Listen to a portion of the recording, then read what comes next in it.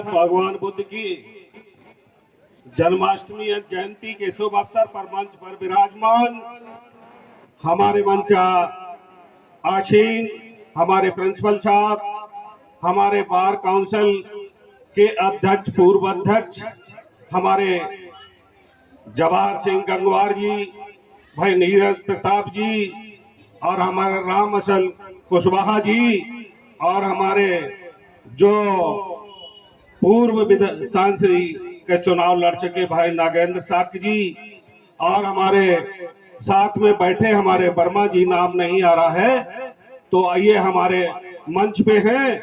और साथ ही साथ आज हमारे श्रोतागण जो हमारे बुजुर्ग हैं, हमारी माताएं हैं, हमारी बहनें हैं, हमारे बच्चे आज इस पावन पर्व पर आज यहाँ पर बैठ करके एक बहुत बढ़िया एक पुण्य का काम कर रहे हैं, इसमें कोई शक नहीं है। ये जो आज जो जयंती का शुभ अवसर जो है, मैं आप लोगों से कहना चाहता हूँ कि ये जो जयंती का जो पर्व है, आज पूरे जिले में नहीं, पूरे प्रदेश में नहीं, पूरे देश में नहीं, पूरे विश्व में आज के दिन ये पर्व हो रहा है। आप समझ लीजिए, ये कोई पर्व ऐसा नहीं है। इसके बारे में मैं आपको व्याख्या करूंगा कि आखिर इस पर्व को क्यों मनाते हैं, इतना पर्व आज के ये क्यों फेमस है, क्या लोग चाहते हैं कि इस पर्व को मनाया जाए। साथियों, मैं आप लोगों से कहना चाहता हूं कि आज हमारे विश्व के अंदर 56 कंट्री ऐसी है, 56 देश ऐसे हैं जो पूरे बुद्धमय हैं, पूरे बुद्धमय हैं। जैसे 56 कंट्री देश में हैं, तो हमारे जो नेपाल में उन्होंने जन्म लिया है, और साथ ही साथ जब इन्होंने ज्ञान की प्राप्ति जो आपने बोध गया में की है, और बोध गया में प्राप्ति करने के बाद जहाँ कुशीनगर में उनका परिनिर्वाण हुआ है। परिनिर्वाण का मतलब है अपने शरीर को त्यागना और कहीं दूसरी जगह जाना। आज हमारे तथागत भगवान बुद्ध ने ये किया है, लेकिन सबसे बड़ी बात यह है, हमारे भगवान बुद्ध को एक त्रिविधि के रूप में भी जाना जाता है। आखिर ऐसा क्यों है? यही हमारा ये पूर्णिमा के दिन हमारे भगवान बुद्ध ने जन्म लिया था, और इसी पूर्णिमा के दिन भगवान ने जो है बोध गया के अंदर ज्ञान की प्राप्ति की थी, और इसी पूर्णिमा के दिन भगवान ने अपने पर्व निर्माण लिया था। ऐसा ही हमारा जो है हमारे भगवान बुद्ध हैं। साथियों, मैं आप लोगों से कहना चाहता हूं, ऐसे ये भगवान आपकी जो है बुद्धि, आपकी सही मानवता और जो है ये सब चीजों के साथ चलने वाले, सत्य अहिंसा के चलने वाले रास्ते को इन्होंने पैगाम दिया है पूरे देश में। आज जब हमारे सम्राट अशोका जब वो राजा थे या अखंड भारत के राजा थे, जब उन्होंने अपनी तलवार उठाई थी सत्य के लिए, उन्होंने लोगों की मदद के लिए जब ये तलवार उठाई थी तो खून की नदियां बह गई थी। और जब इन्होंने उस चीज को त्यागा था, देखा था खून बहुत खराबा हो गया है, जब इन्होंने इस तलवार को रखा था तो आप समझिए कि एक प्रेम का एक सागर बह गया था। और तब जाकर के उन्होंने जाकर के हमारे बोध गया में या हमारे बुद्ध की बुद्धता को उन्होंने स्वीकार किया था। साथियों, मैं आप लोगों से कहना चाहता हूं कि हमारे सम्राट अशोका ने अपने पुत्र महेंद्र को जो आपके श्रीलंका में भेजा था प्रचार के लिए, आपने हमारे सम्राट अशोका ने अपनी बेटी संघमित्रा को भी उन्होंने आपके श्रीलंका में भेजा था प्रचार के लिए, सिर्फ इसीलिए कि मानवता की रक्षा की जाए, एक सत्य की रक्षा की जाए, एक शील की रक्षा की जाए, प्रज्ञा की रक्षा की जाए, जो है इस तरीके की जो है भावना लेकर के जब श्रीलंका में भेजा था। आज देखिए वो श्रीलंका में पूरा का पूरा बुद्धमय है। जैसा कि मैं विचारों से कह चुका हूं कि हमारे विश्व के अंदर जो 56 कंट्री ऐसे देश है पूरे बुद्ध में है। साथियों, मैं आप लोगों से कहना चाहता हूं कि आपके देश में भगवान बुद्ध ने जन्म लिया था। आप कितने बुद्ध में हैं, आप लोग मुझे बता दीजिए।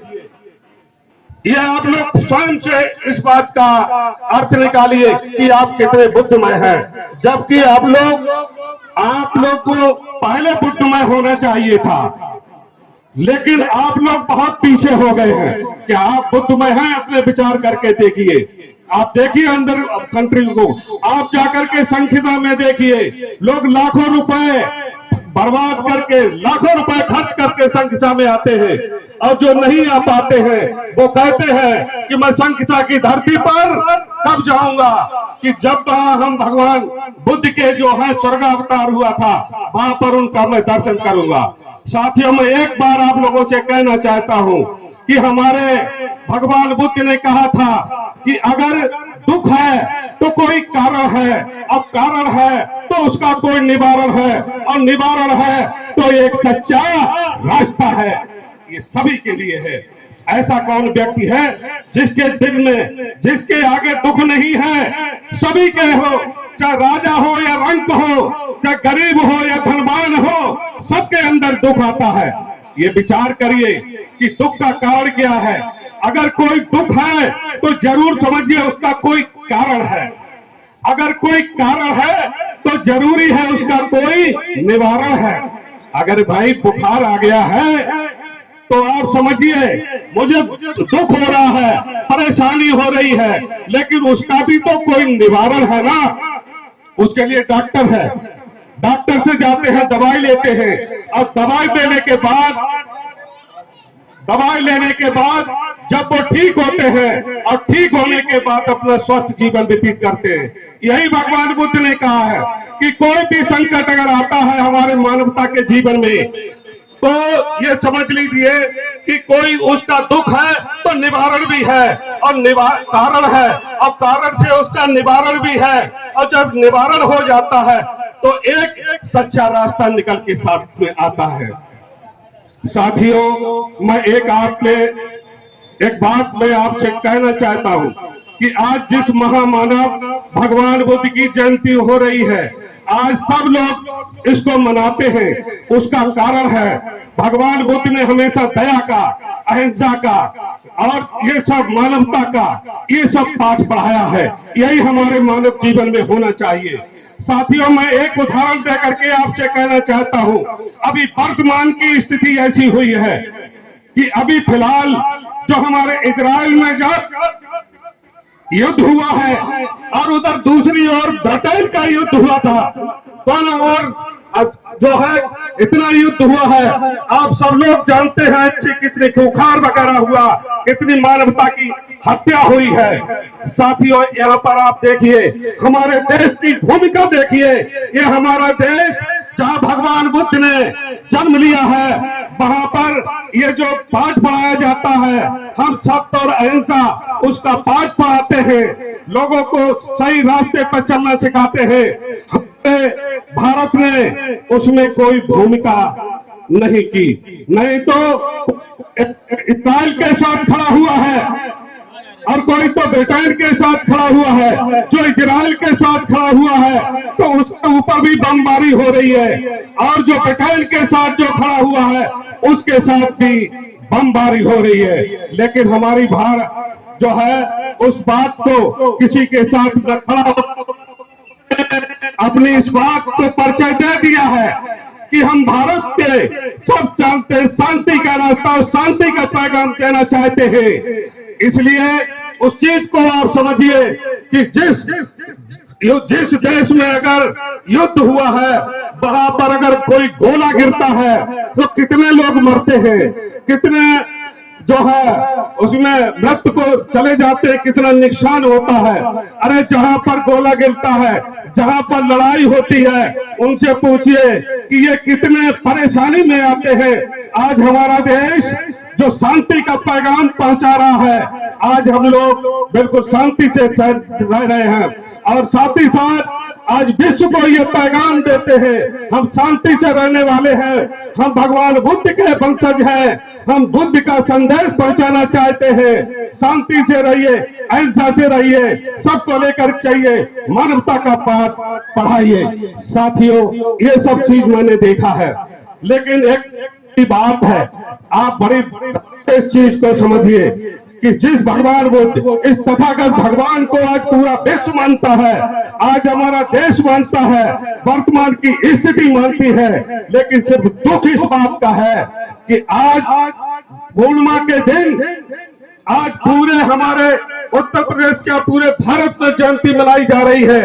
लेकिन ऐसा क्या कारण है कि आज हमारी जो सरकार हमारी बुद्ध जयंती की परमिशन नहीं देती है?